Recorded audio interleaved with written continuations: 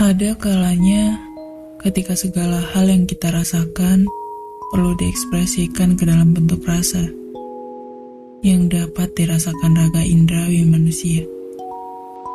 Tentu kita akan merasa lega jika bisa menyampaikannya dengan benar serta mendapatkan teman berbagi. Namun, tidak semuanya akan menjadi keindahan dan dapat tertuang dengan baik. Bahkan, tidak jarang kita sering merasa insecure ketika kita mengutarakan perasaan yang berujung kepada balasan dan jawaban dari seseorang yang menjadikan perasaan kita semakin berujung buruk. Sebenarnya, sudah menjadi hal umum ketika kita menyambatkan sesuatu permasalahan hidup yang terjadi. Hanya saja, kita berhak menuangkannya ke dalam wadah yang pas. Terkadang, kita tidak mengetahui mana wadah yang lebih pas untuk menampung segala keluh kesah kita.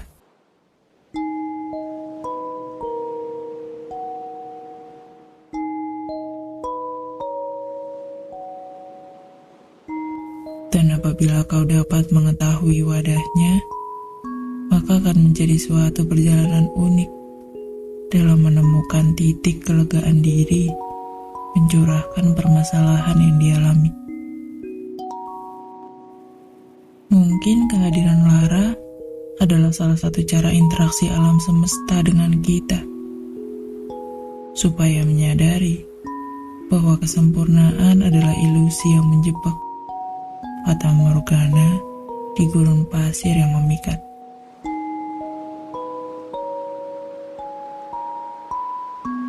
Iya, semua hal di dunia ini pasti mempunyai benang merah yang saling terkait, lalu membuat ikatan rumit yang jika ditelusuri akan semakin membingungkan mana ujung di setiap sisinya. Begitu pula kehidupan. Pasti terdapat suatu alasan kita hidup. Kenapa harus hidup? Dan kebaikan apa yang sudah kita lakukan?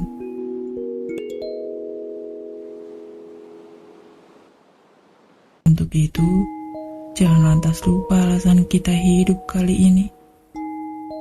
Untuk tidak menyerah kepada segala permasalahan yang telah dialami.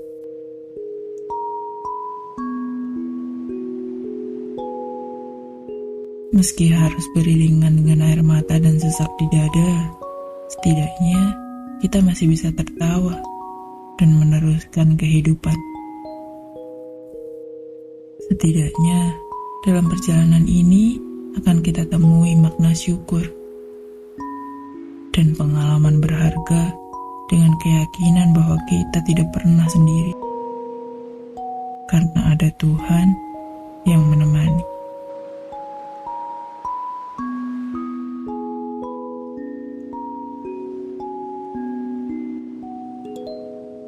Kalau kamu ingin tahu, isi kepalaku berisik sekali.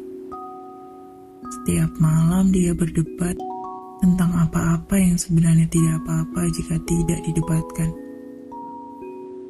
Tapi perdebatannya beragam, mulai dari kehidupan yang tak selalu indah, kesehatan yang semakin lama semakin dipertaruhkan, cinta kasih yang tak selamanya selaras, dan luka yang tak pernah sembuh. Isi kepalaku ini seolah tidak pernah lelah, memikirkan segala kemungkinan buruk yang padahal belum tentu terjadi.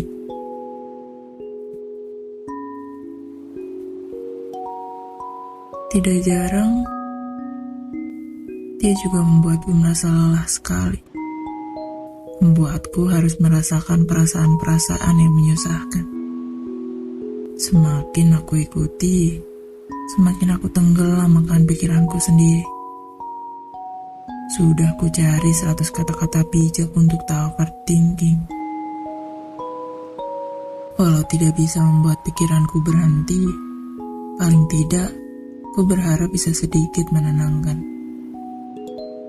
Tapi ternyata aku salah.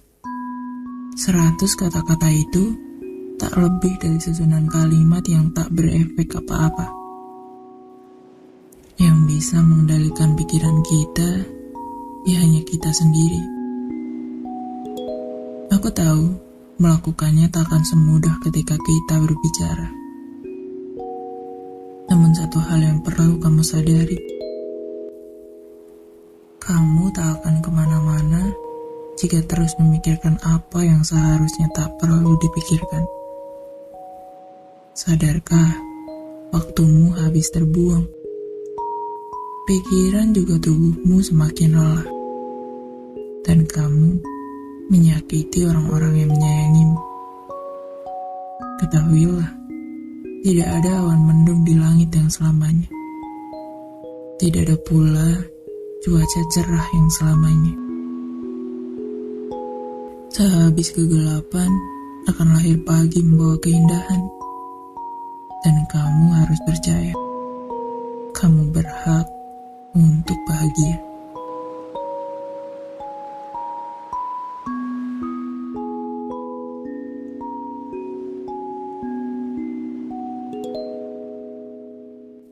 Kepada seseorang yang saat ini bersamaku, kalau boleh aku berbicara, ada beberapa kata yang ingin kuungkapkan. Jujur, aku tak pandai berkata-kata.